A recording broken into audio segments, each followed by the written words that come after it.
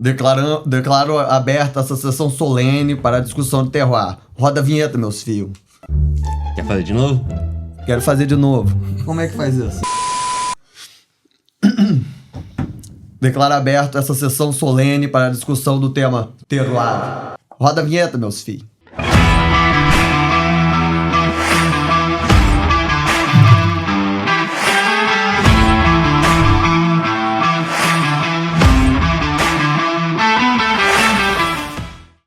Mano, eu passei o dia, acordei trabalhando com esse negócio, então tá valendo. Então vamos lá. Pessoal, estamos aqui hoje para falar sobre terroir. Essa é a continuação do que começou com um episódio curto do Pedro falando sobre terroir.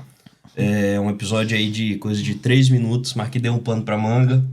Rendeu uma discussão da nossa mesa frequente do podcast Etílicos, Terroir Parte 1. E hoje a gente vai conseguir o que a gente está tentando há muito tempo, que é trazer o contraponto. Algumas pessoas que pensam de uma forma, pessoas que pensam de outra forma. Então vai haver discordância sem a perda de amizade. Mas antes, quem tá aqui, Bruno Toniato, da Cachaçaria Maverick. É isso aí. Obrigado Bruno, pelo convite. Agradeço sua participação, um presente pra você.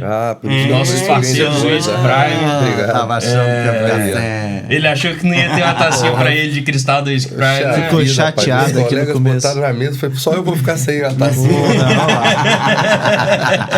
Essa aí é sua, pode levar pra casa, cara. É um presente do podcast e do Whisky Prime pra você. Tá? Obrigado de coração. Valeu, Osvani.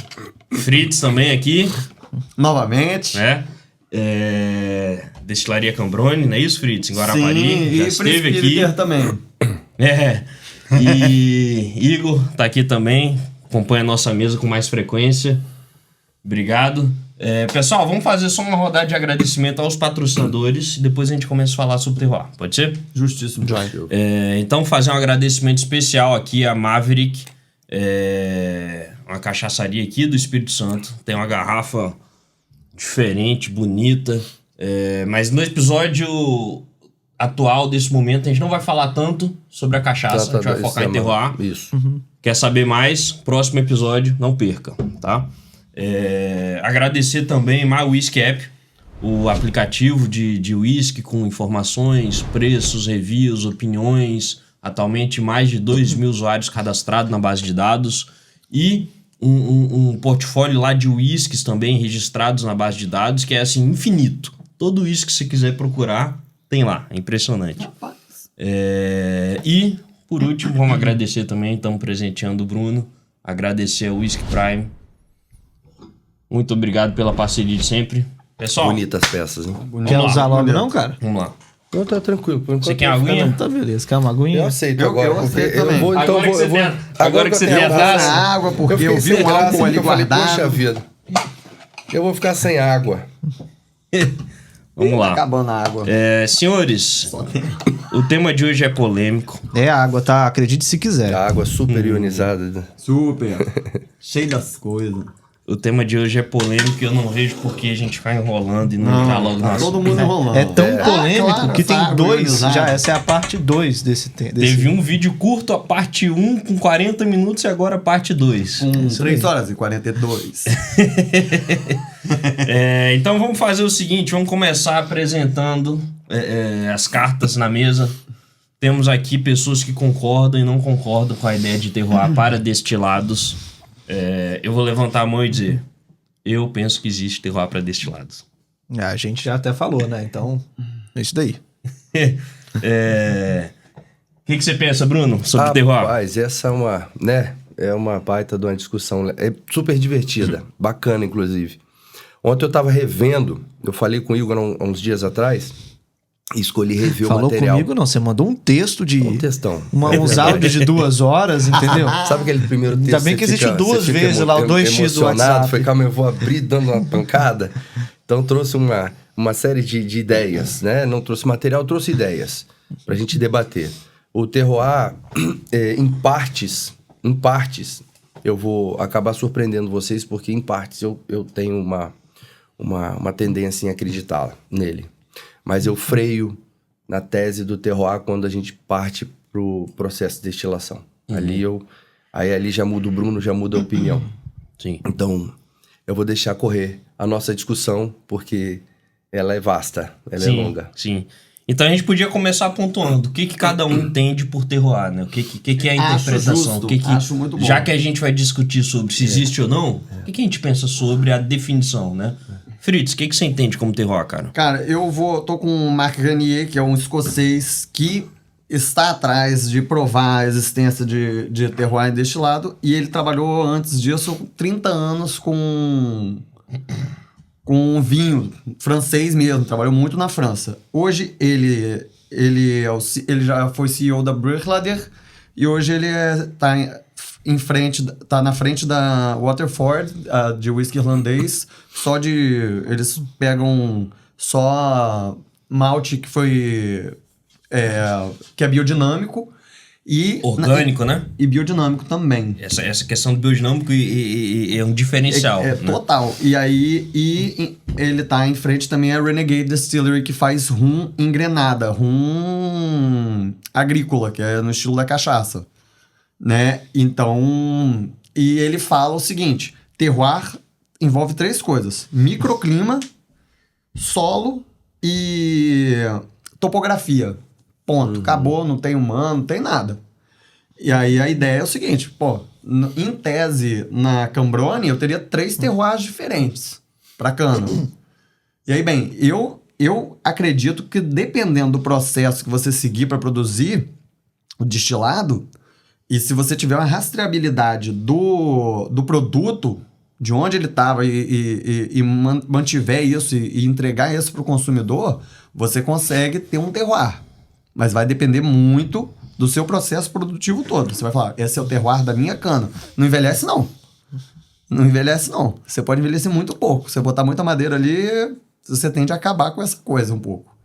E bem, eu acho que não necessariamente essa discussão do terroir é boa pro mundo da cachaça. Eu acho que, inclusive, elitiza muito e você tira o fator humano, que eu acho muito sensacional pra cachaça. E aí, bem, depois a gente pode falar de variedade de cana, esse tipo de coisa, como que a cachaça foi evoluindo no Brasil e com isso, da maneira que ela evoluiu, eu acho que a gente reduziu a captação, vamos dizer, do terroir, porque quem tem o terroir é a cana-de-açúcar. Você pode produzir um destilado que traga um pouco disso, ou não. E aí, a minha ideia, eu tô aqui. Eu acredito que pode existir, não acho que exista hoje em dia, muito pouco.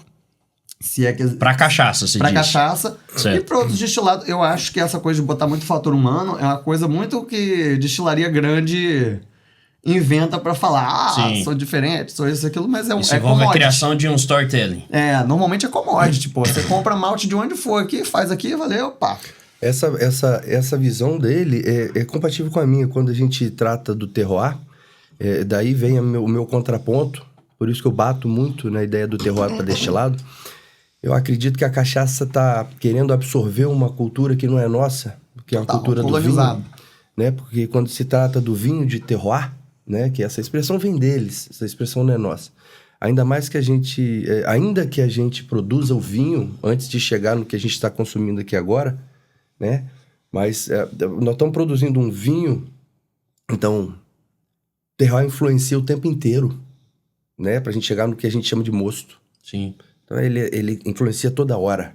A partir daquele momento em que a gente sobe de nível e passa por um processo que o vinho não passa, né? Com exceção da grapa, a gente vai para destilação, então o terroir fica para trás. Então eu falei um dia com um irmão e eu queria ter a oportunidade de falar com o Pedro presente, porque, como eu disse, eu defendo o terroir até um certo ponto, até o momento em que o vinho morre no processo. Nós temos ali a questão da terra, da umidade, do clima, topografia. Quanto vento pegou, quanta chuva pegou, se o lugar inunda, se não inunda. Isso influencia muito a cana. A gente podia falar de café, tipo, um sítio tem 30 torrões e o café sai diferente em cada um desses torrões, ou tende a sair diferente dependendo da posição deles. Agora é super vasto, né? Porque tem várias formas de entender a palavra terroir, pelo que eu compreendo. Eu tive um período grande na minha vida em que eu trabalhei com vinho. Então, as pessoas tratavam o termo terroir no sentido de identificar região, identificar a fruta, a uva. Numa ocasião, falei com um grande amigo, então vou mandar um beijo para ele que está presente, que é o senhor de Walter. E ele tá com a gente aqui ali no backstage e eu falei com ele, senhor de Walter, a gente no vinho você consegue identificar a fruta. Você consegue identificar, não dizer se é uva, isso é uma coisa óbvia. Identificar a característica da uva, a raiz da uva, né? Se é uma Cabernet, se é um Chardonnay. No mundo do destilado você tem essa dificuldade. Porque quando você tem a capacidade de analisar o terroir, né? Você consegue identificar. Eu tive a oportunidade de conversar com pessoas na época do varejo de vinho, que identificavam vinho às cegas, e inclusive identificavam regiões. E eu ficava surpreso com aquilo. Cara, tem que ter uma baita de uma habilidade. Tem que ter uma baita de uma habilidade. Mas ele usava o conceito terroir, né? Para poder chegar no produto e fazer a descrição sensorial dele. E numa dessas ocasiões eu questionei se é possível a gente fazer isso num destilado? Num destilado branco, né? Vamos tratar o destilado da forma raiz dele. A gente consegue identificar a nossa cana, né? Que modelo de produto é, que tipo de solo é e de qual região é. Então existem várias formas de entender a palavra terroir na visão do consumidor. Eu acho que o debate necessariamente tem que começar por qual é o significado. Como é que a gente entende? Porque as pessoas têm diferentes leituras do que significa, né? Diferentes conceitos. Positivo, é isso mesmo. Então, por exemplo, o Fritz, eu sei que você não é muito adepto da ideia, da tese de que o processo, o que o Igor chamou no episódio anterior sobre terroir de capital humano, essa ideia de capital humano e processo criam terroir também. Eu sei que você não é muito adepto dessa tese, né? Pô, não. Eu sou zero adepto dessa tese. Terroir, o conceito da França surgiu a partir de uma coisa que se refere ao solo. É a origem da palavra. É o solo. E o microclima e as condições desse solo, inclinação, topografia. Não sou geógrafo, mas quando você bota o elemento humano, que eu acho muito interessante... Sim. Aí você já começa a falar, porque a sala de fermentação é assim, assado. Cara, o que isso tem a ver com produto agrícola? A gente já teria que mudar o termo, então. Já não se trata de terroir mais. Porque é maneiro, pô. Aqui no Brasil a gente pega e... tradicionalmente, a gente usava como isca para fermentação o milho e provavelmente mais fubá antigamente... também. O fubá. Que é o milho, mas é o fubá mesmo. Polvilho, em algumas regiões, vai mudando, né? Mas, assim, o mais comum no Brasil sempre foi usar o fubá. E, antigamente, se usava milho crioulo e por aí vai. Isso, pra mim, não tem a ver com terroir. Se você quiser fazer o terroir do milho, você pega e você coloca e faz um bourbon de milho crioulo e valeu. Se você botar o barril, por exemplo, eu acho assim, vamos ver qual o terroir do bálsamo. Aí você pega o bálsamo daqui, o bálsamo lá do norte de Minas e o bálsamo do Rio Grande do Sul, bota uma vodka dentro, um destilado mais neutro. E compara. Extrai e compara. A mesma vodka nos 3 barris, compara. Barris feitos pela mesma pessoa. Valeu. Aí você tá vendo o terroir da madeira. Quando você vai fazer o terroir da cana, não que você não possa colocar nada de madeira, mas eu acredito que você, em tese, você teria que botar um mínimo de madeira para manter as características do destilado de cana. E aí, bem, são várias coisas. Quando a gente... E uma coisa que eu acredito, quando você coloca água no processo de fermentação, você pega e fermenta da noite pro dia, não deixa criar os ésteres que você tem que criar. Aí você destila aquilo com a colunona. Acabou. Não tem mais influência. O que tem de terroir? Então. Eu distingo, sabe o quê? Cachaça da Paraíba e cachaça do Rio Grande do Sul. Uma tem 47, normalmente 45 para cima de álcool. Rio Grande do Sul bota água para ficar econômico, bota 38%. Valeu. Aí, olha só, o terroir. Aí não é terroir. Não é aí terroir. É diluição. Mas aí deixa eu contribuir com contraposições. Por favor, senhor. Primeiro, na questão do conceito de terroir. Eu acho, isso é interpretação minha. Na verdade, aqui dentro, tudo que a gente tá falando é interpretação, né? Inclusive porque eu, pelo menos, não sou grande conhecedor, especialista. Então, assim, O bom de não ser especialista É bom, é que você vontade. pode errar, você pode falar bobeira. É verdade, né? Se for também. Então eu fico bem à vontade pode pra falar também. bobeira. Também todo pode. mundo tem direito a errar. O especialista pode falar bobagem e voltar atrás. Pode. É que às vezes o especialista fica com a imagem um pouco queimada, tá? Mas como eu não sou... bem, mas enfim, eu acho assim, a língua e conceitos e tudo que envolve linguagem, eu acho que são organismos vivos, muda ao longo do tempo. Eu percebo que a ideia de terroir, que nasce na França, com os vinhos, está intimamente associada em sua origem com, como o Fritz falou, topografia, condição de tempo, clima e Características solo. do solo. E especificidades do solo.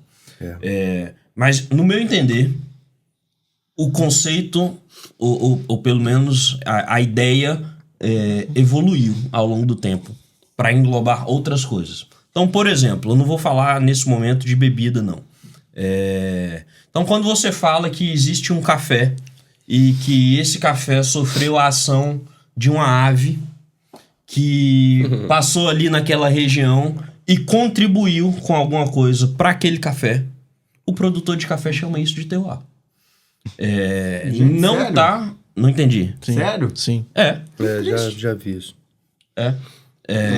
Então, por exemplo, nesse caso de uma ave que defecou naquele plantio ali de café. Defecou é pior do que outras coisas. É pior do que outros verbos. Então, vê, olha que coisa. Plantou, depositou. Deixou cair pelo bolso errado, não sei. Sacudiu, como diria Mamãe dos Assassinos, ali ia voando. Exatamente. Essa expressão foi muito boa. Ali ia voando com a sua bazucanal. É isso. E essa ave que faz esse depósito ali naquele plantio e transforma aquela matéria-prima, agrega diferentes aromas, sabores e tudo mais. E esse café passa a ser premiado, se torna caríssimo, é desejado, e a produção dele não atende à demanda mundial, né? O produtor e o consumidor do café também, o barista, ele chama isso de terroir. Ele fala que é uma condição específica daquele local que está sendo afetada por uma ave, ou uma ave de passagem, né, de temporada, ou uma ave que seja do habitat natural, depende pra gente aqui nesse momento, mas entende-se isso em outros ramos como terroir. Então aí, e isso eu já trago como um contraponto do que a gente está entendendo como terroir. Porque existem outros campos de produção, outros produtos que agregam mais coisas ao conceito, além dessas três, que são as principais. Sim. Tá? E aí, aqui eu trouxe uma condição da natureza. Sim. Né? Uma condição da natureza. Vou pontuar de novo a natureza interferindo com condição de vida assim, animal, interferindo na matéria-prima, que é o vinho Sauternes. O vinho Sauternes, se não tiver um agente fungicida ali atuando na uva, é um fungo. Mas ele é microclimático. Perfeito. Ele existe por causa da condição de clima. Sim. Mas é um ser vivo que está interferindo ali. Sim. Então, digamos assim, é uma variante, digamos assim, que está intimamente entrelaçada com a condição climática. Sim. Mas é um efeito, digamos assim, externo, que o conceito de três pontes não está, no meu entender, captando. Entendeu? Entendi. Porque é um organismo vivo atuando ali. É como se fosse um processo que é da natureza. Não, mas aí eu já sou do partido que a Terra é um organismo vivo, o universo é um organismo então. vivo. Mas olha só. Ele atua ali, não atua ali naquela região, naquela Naquela região, especificidade ele é natural local. dali. Tem Ele um cabe. também. Assim como a ave, o do café que eu falei, tem isso É o jacu. na América Central e tem aqui no Espírito Santo, aqui jacu. no sítio. Aqui Tem no no sítio. tem Eu aqui tô o andando jacu. lá, passa jacu. Agora, pra mim, jacu e terroir, o café pode estar captando. Mas eu não sei quais são os interesses por trás de defender essas torturas do terroir. Porque o jacu também só tá ali por causa do clima, naturalmente. A não ser que Sim, você pegue o jacu e leve claro. para outro Tem um canto. jacu aqui em Vitória, né? Só que o problema é que, cara, os cafés ali, eles já têm o terroir deles. Quando o passarinho come um de lá, come um de lá, e você vai catar os minduim ali, cara, não... É outro produto, é um produto É. muito especial, mas Esse e você, processo- inclusive, não precisa colocar o nome de terroir ali. Então, eu não tô dizendo se está certo ou se está errado. sim. Tô dizendo que é uma prática que já ocorre. Mas o nesse conceito de processo aí, terroir Afonso, evoluiu para esse tipo de produtor. Por Do exemplo, tem Jacu outro em que não é específico, o que a gente tá falando de bebida aqui. O Jacu ali, né? Que é o que, Alcoólico. que ele seleciona os melhores cafés do cafezal, ele vai lá, ele só come os melhores. Então, talvez pensando nesse pensamento que ele só come os melhores grãos de café, talvez seja até um processo de padronização. Mas, né, pensando nesse formato. Mas a gente tem que parar para pensar um pouco no quê? A palavra terroir, ela tem o seu conceito fundamental, né? Só que igual, no último episódio, quando eu falei de extrapolar a palavra terroir, ele já entra até num pouco sobre falar de regionalidade, né? De influência da regionalidade. territorialidade. E até uma forma de DOC ali, de denominação Aí- de origem. aí eu acho É uma que forma DOC é de outra você coisa. defender as coisas regionais, né? E isso tudo. Hoje em dia, a palavra terroir ela tem sido usada de formas diferentes. Muito abrangente. Isso. É. Então eu acho que a gente tem que ter um pouco de tranquilidade, né, nessa palavra, Sim. para poder pensar nesse formato. Por exemplo, né? A gente tem Posso falar dos whiskies? Claro, pô. Eu trouxe aqui algumas versões, né? Todo mundo aqui tá ambientado sobre o que é turfa, né? Ok? Gostamos. Né? Então, você tem turfas na região de Islay, né? Tem diferentes turfas ali dentro. Então, pensando nesse conceito de turfa, nós temos diferentes turfas em diferentes regiões, mesmo muito próximas, né? Você tem a turfa do Highland Park, que é uma turfa muito floral. Você tem a turfa delícia. do Ardbeg, né? Que é uma outro tipo de turfa. E você tem também as turfas aqui da Union, que é feita aqui, né? Que é outra coisa. São 3 produtos A diferentes. turfa deles, Não, com certeza eles trazem da Escócia. Até porque a eles Union... trazem um malte já Acho que turfado. aí o Afonso ele pode até saber da onde vem essa turfa. Mas você tem 3 turfas, 3 coisas diferentes, 3 whiskies diferentes e que são de regiões diferentes, né? Então, pô, e são destilados. E aí? Esse é o ponto crucial, assim, Né? pra mim. Eu tava, digamos assim, perfumando a conversa, trazendo a questão da ave e sugerindo que outras coisas podem interferir, além dos 3 principais, né? Solo, clima e topografia. Mas, entrando mais em profundidade para falar sobre destilados, aí a minha visão é um pouco mais específica. Eu acho assim, o terroir para destilados eu entendo como possível. Eu também acho que é Não possível. necessariamente existente, obrigatório, Em qualquer vantajoso, tipo de bebida, em né? todas as formas de bebida destilada. Mas eu acho assim, eu entendo como... não sei explicar. Eu entendo como quase um absurdo eliminar a hipótese Sim. De terroir para de destilados. terroir para destilados em geral, justamente porque a gente tem... se a gente pegar um país com produção, litragem per capita de destilado, provavelmente o maior do mundo, eu vou supor que é a Escócia, né? De litragem? De litros per capita. Quanto se produz per pode capita? ser, pode Muito ser. provavelmente a Escócia, porque lá tem mais barril do que a gente. Verdade. Então, assim, e na Escócia existe, dentre os produtores, um debate muito grande. Você estava falando questão do CEO da Bruichladdich. Bruichladdich é uma das destilarias que mais defende a tese terroir. de terroir para destilados. Mas eu concordo. E eles não só dão suporte a essa tese, como eles têm uma linha de produtos. Eles têm lá o Lady, que é o Classic Lady, é o whisky de entrada deles. Aí eles têm o Lady 8, que é o Lady, né, com 8 anos de envelhecimento. E aí, a partir disso, eles têm uma série de outros produtos com terroir diferente. Sim. Como é que ele demonstra para o mercado, como é que ele dá credibilidade a essa tese de terroir? Cada variação de uísque ele apresenta lá é uma similar com a cevada de um lugar diferente. Sim. Então, É tem um que é feito com traceability. cevada orgânica, tem um que é a cevada da espécie Island. Bear Barley. Tem um que a espécie, ele não denomina qual é a espécie de cevada, mas é plantio de Islay. Então, tá aí um exemplo de um produtor que acredita muito. E a rastreabilidade que eu ele tinha se falado. coloca pro mercado como alguém que tá, de fato, trazendo como é possível variar o terroir do produto dele. Mas a gente sabe que tem muitos produtores...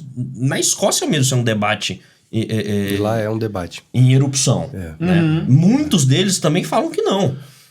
E essa questão, acho que foi o Fritz que falou. E esses whisky Eles se a gente pode aproveitam- provar pra ver se tem um terroir mesmo? Vamos?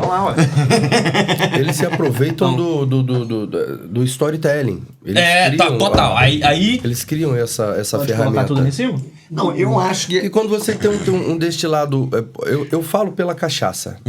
Exclusivamente pela cachaça, que é onde eu atuo e é o que eu sei fazer. Se eu trouxer a influência tufados, tá? de terroir Esses para quatro. cachaça, como a turfa, por exemplo, é óbvio que você está trazendo uma influência de terra sim, claro. para dentro de um produto, né? Turfando ele. E é solo. Turfa é o quê? Opa! Pois pera é. lá. Agora, se você faz essa influência, você força essa influência... Agora, Mas é um como eu processo, falo pela né? cachaça, como é que a gente força o terroir na cachaça? É muito diversa essa discussão, porque ela está muito espalhada. Sim. Eu falo, repito, pelo destilado brasileiro, pelo Brazilian Spirit. Eu não falo pelo whisky. Mas não, vamos falar do uísque, vamos falar da tequila. Eu adoro esse, cara. Eu gosto muito de Highland Park. Dá um cut aí. Vamos falar da vodka, vamos falar de várias formas. Sim. Cada um sofre uma influência de uma forma, né? O Pedro Célia, um cara que eu admiro muito e é um grande amigo, fez um comentário no último pod. Ele citou a possibilidade de identificação de terroir através do envelhecimento. Sim. Pela madeira, né? Nós estamos tratando de quê ali? Nós estamos tratando do terroir de quê? Da madeira. árvore? Não sei, eu Porque certamente não foi identifico onde o veio a minha terroir pela crítica. madeira. Sim. Na ocasião da fala do meu amigo, porque eu fiz esse comentário com o Igor. Eu falei, Igor, a crítica não é sobre o terroir. A crítica é sobre a abrangência da palavra, como ela está sendo tratada. Porque o Igor citou DOC antes. O DOC, ele pode ter alguma coisa a ver com o terroir, mas na verdade, para mim, o mais próximo de DOC hoje em dia no Brasil é Salinas, o que você poderia fazer um DOC. As Que é o bálsamos seguinte, de lá, né, cara? é o bálsamo de lá, assim, a maneira de produzir, como que tem uma... E aí teria que a Associação dos Produtores de Cachaça de Salinas correr atrás disso e regular, porque o DOC é regulamentado. Então, assim, vamos botar o que é uma cachaça DOC de Salinas. Ela é produzida no alambique, sei lá, de capelo seco. Ela é fermentada com fermento caipira.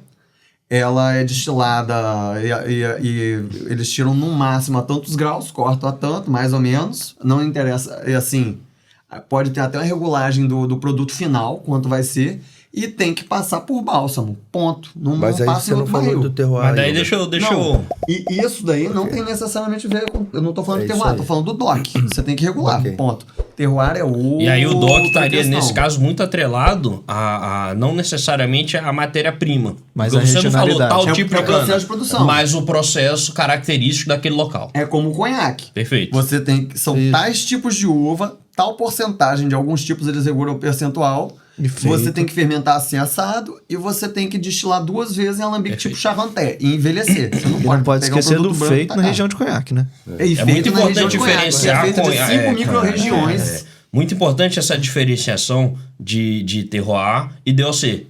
Porque Sim. são duas coisas que são próximas, são muito importantes, As pessoas mas podem elas confundir, elas diferem. são Sim. diferentes. O vinho de terroir, que é a essência da palavra, da origem do termo, ele tem o potencial de demonstrar territorialidade, mineralidade. Né? O DOC é uma condição muito mais intelectual. Tem muito mais a ver com tudo isso que o Fritz falou. A forma de produzir, a forma uma tradição. que colheita, o tipo Aí de já fermentação, entra já no manutenção capital daquele intelectual. produto, aí né? são Uma valorização mundos do produto. diferentes. O terroir eu acho que é uma coisa meio aérea, assim, porra, vamos pensar um negócio doido pra falar.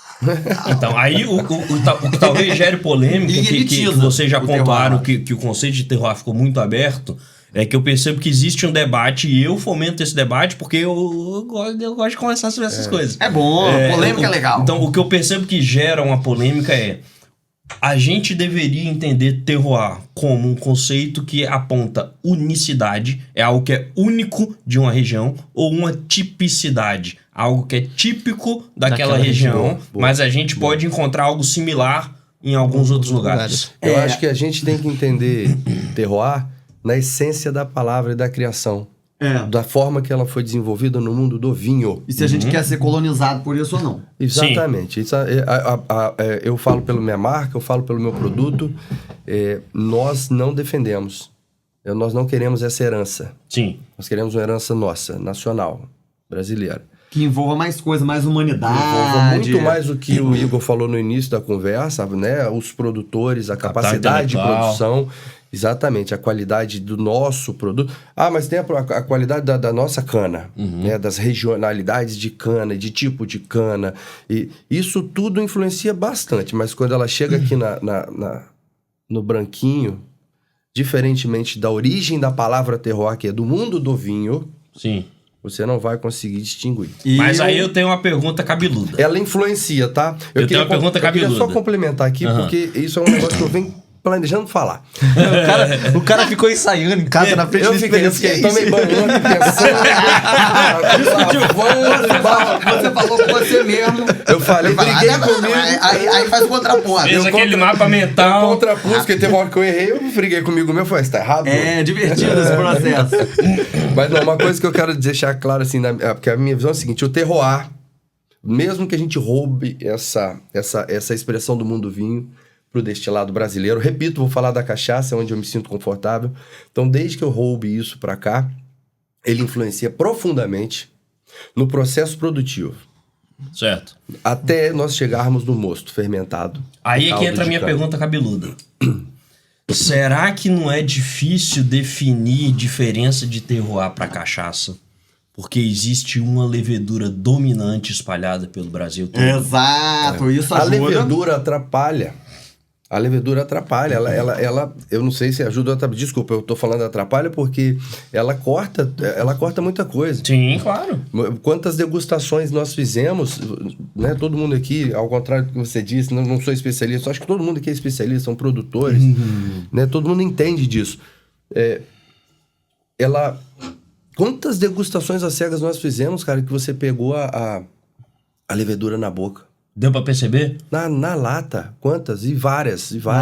Então, mas não existe uma que é dominante entre boa parte da produtores. Eu ia falar, não. E se sei lá, 70% ou até mais usa a mesma levedura, isso trava um pouco. Ela é dominante, Fritz, porque ela é padronizada. RB 7515. 40% do plantio do Brasil, 40 ou mais, é da mesma cana.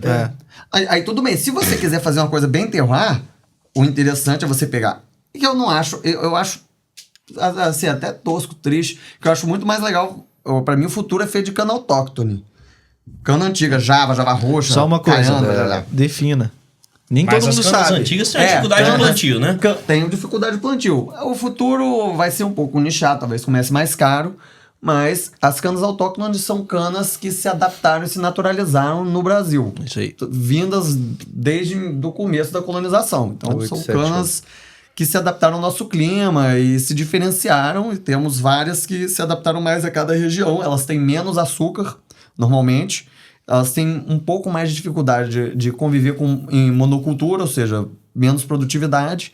E hoje em dia o que se usa muito é cana da Embrapa, que é feita para render açúcar, e rende muito açúcar, e rende muita diluição, e rende muita cachaça. Rende muita cachaça, é muito econômico, é produtivo.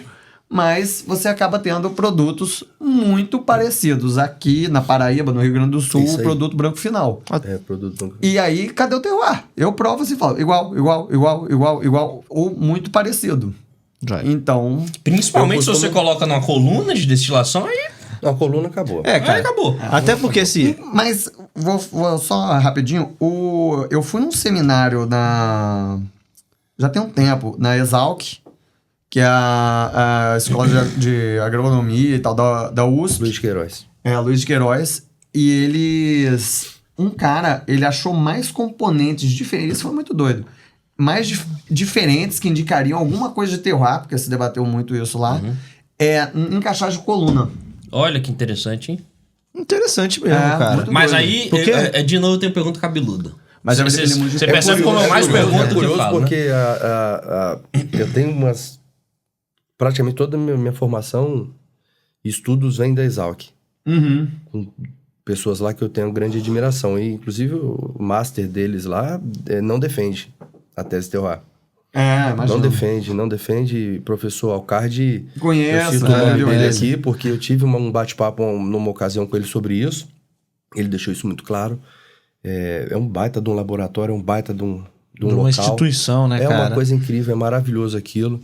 Todo o grupo lá, tanto do Alcardi ali, com toda a galera da Aline, a Mariana, a Carol, é um grupo muito profissional. Sim. Acho que nós temos um grande nome capixaba que também tem passagem lá, que é Que é o o Marelli. doutor Leandro. Marelli. É um outro cara que tem uma vasta admiração.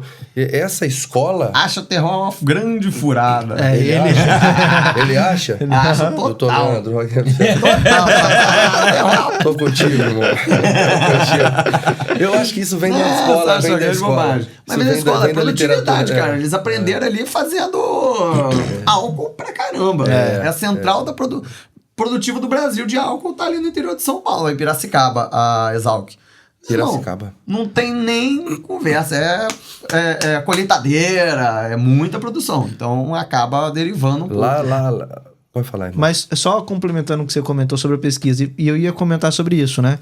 Se em algum momento nos destilados branco, né, tem influência o terroir influencia, né, em alguma coisa, seria nos componentes secundários. Só, né? Porque total. não faz sentido, né? Os terciários seria barris, essas coisas. Também aí já não entraria nesse conceito que a gente tá falando. Você sabe uma Mas coisa seria muito nos componentes maneira, curiosa? secundários. Eu voltei do México agora. Eu logo casei e eu fui pro México. Fomos de lua de mel. Cara, mescal é uma parada muito incrível.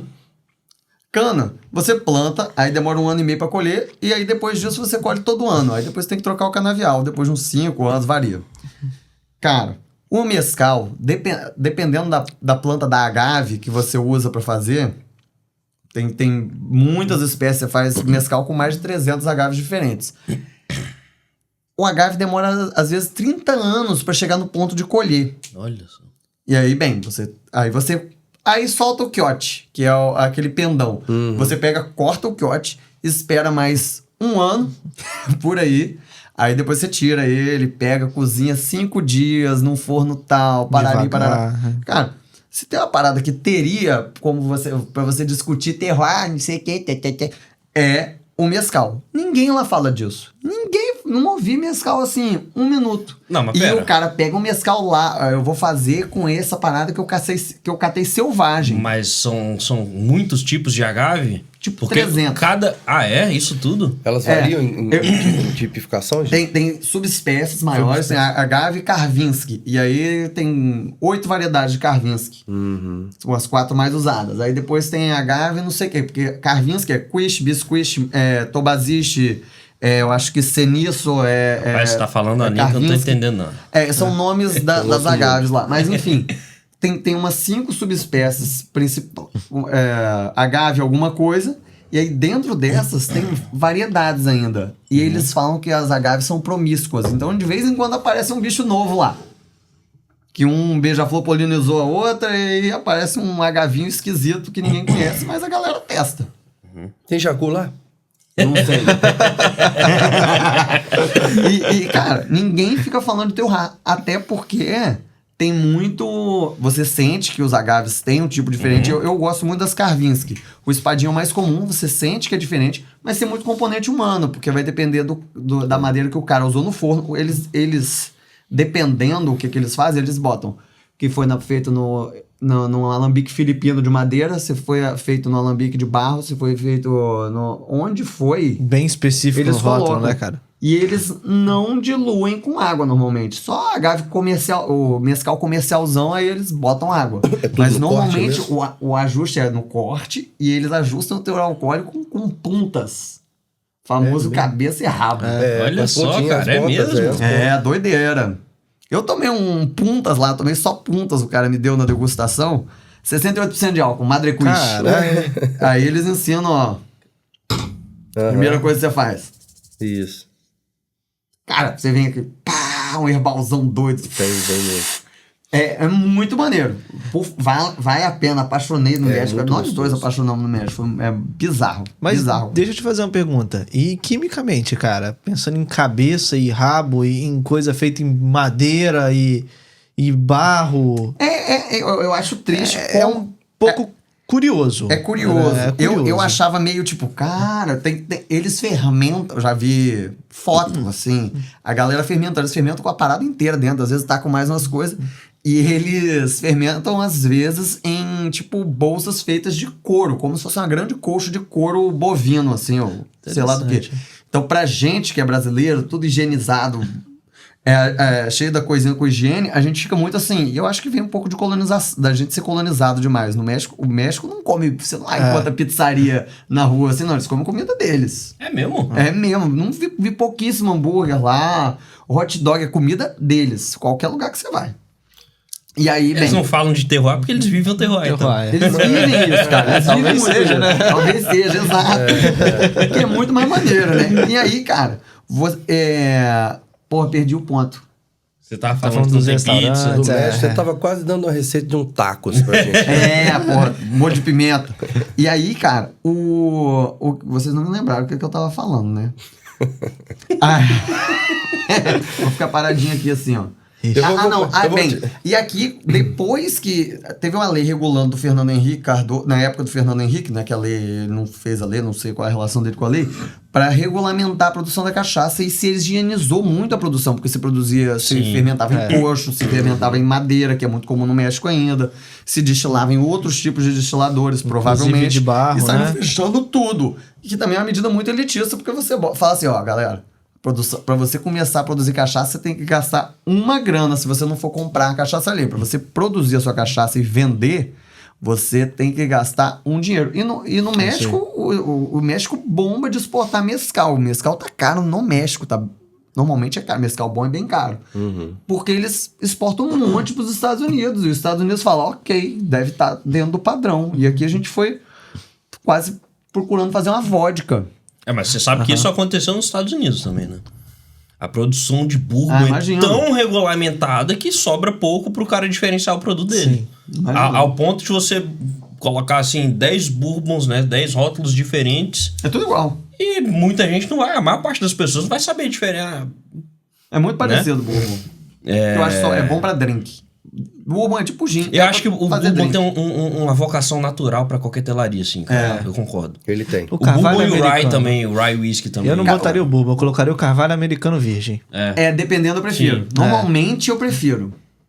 Você tá falando da cachaça com o cavalo americano Não, virgem? qualquer coisa em Fala carvalho destilados americano virgem. passados no Qualquer carvalho coisa em americano. carvalho Eu acho que a americano cachaça virgem. fica mais gostosa. Substituam cachaça em carvalho americano virgem no lugar do bourbon.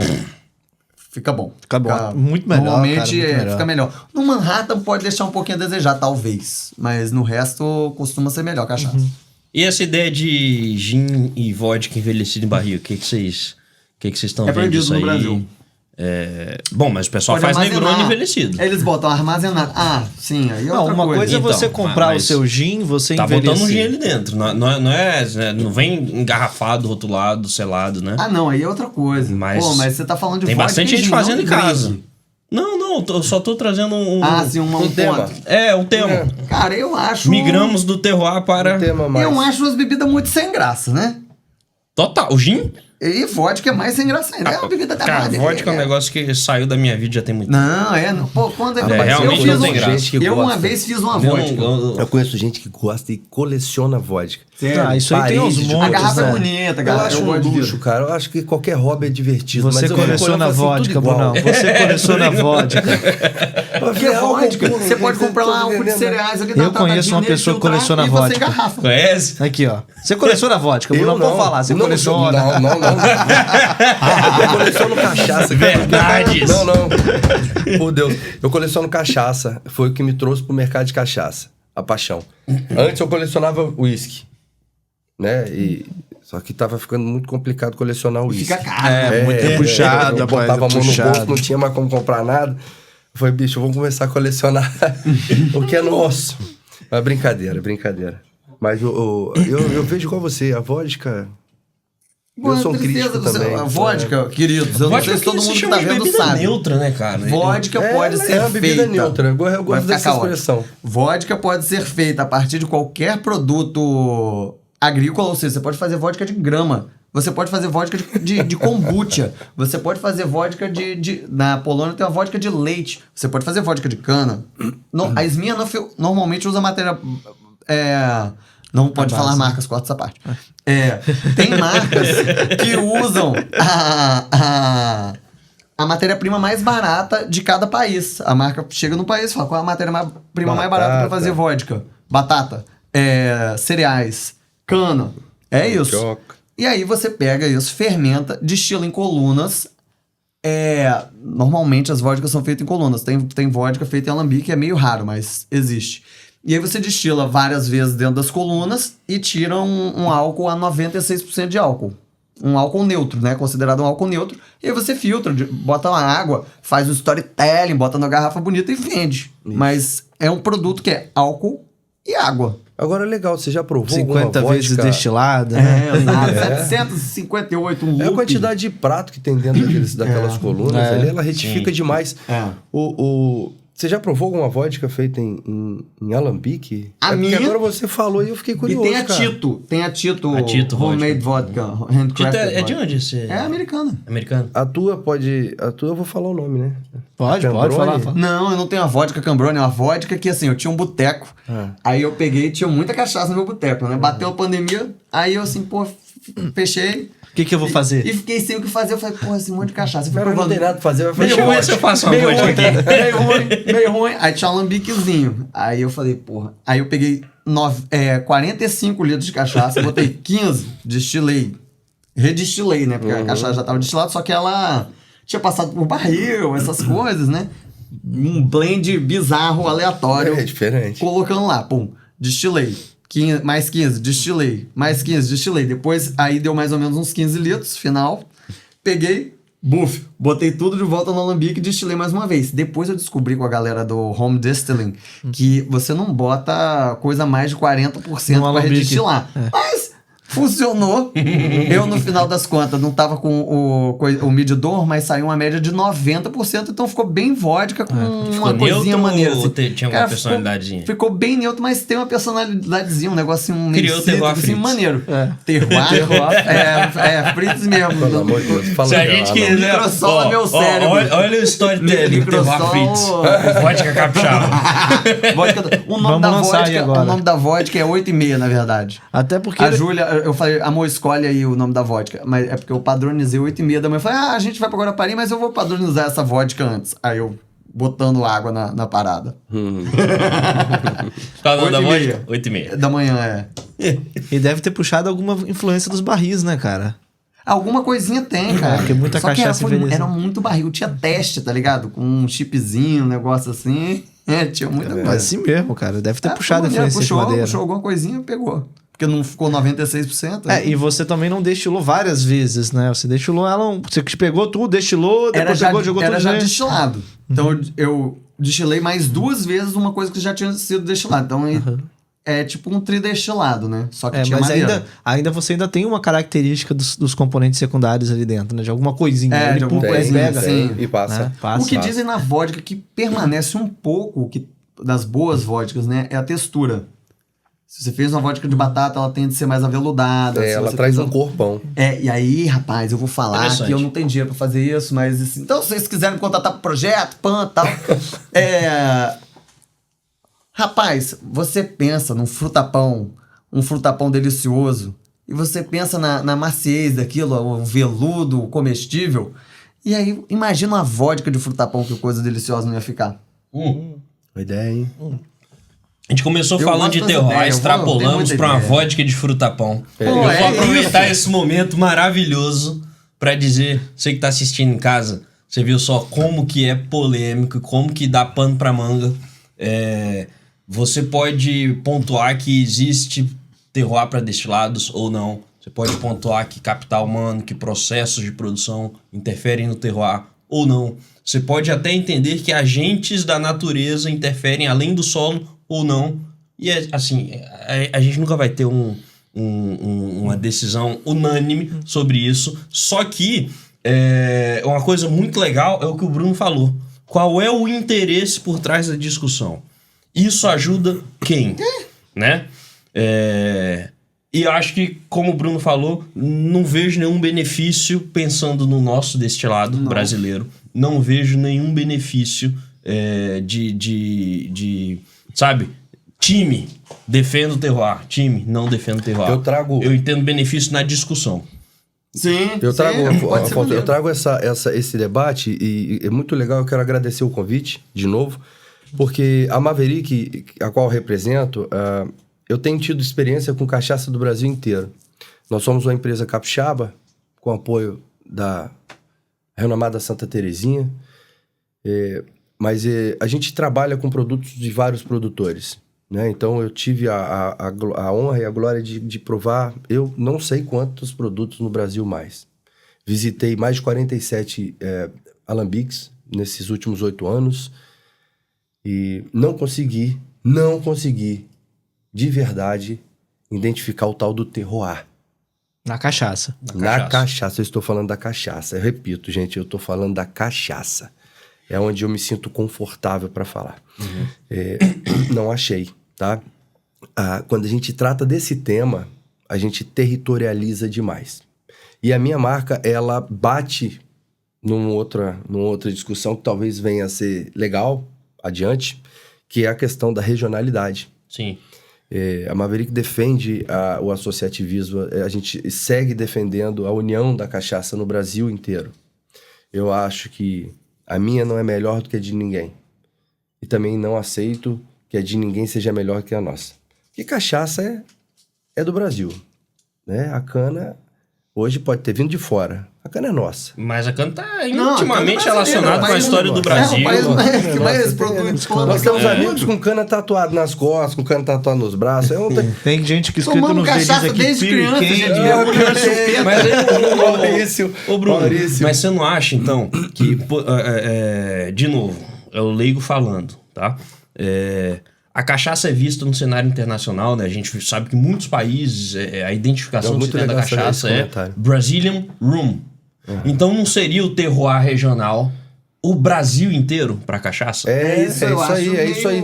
Aleatório. Mas essa é uma briga legal. É uma pergunta. É um insight. Isso gera um... Sim, eu quero defender isso muito, cara. Eu tento defender isso demais. Porque enquanto a gente fica pensando em terroir diferenciar alambiques de produtores de cachaça no Brasil, eu acho que não faz muito sentido. A gente apontou um monte de motivos pelos quais não faz sentido. Nós estamos brigando entre a gente.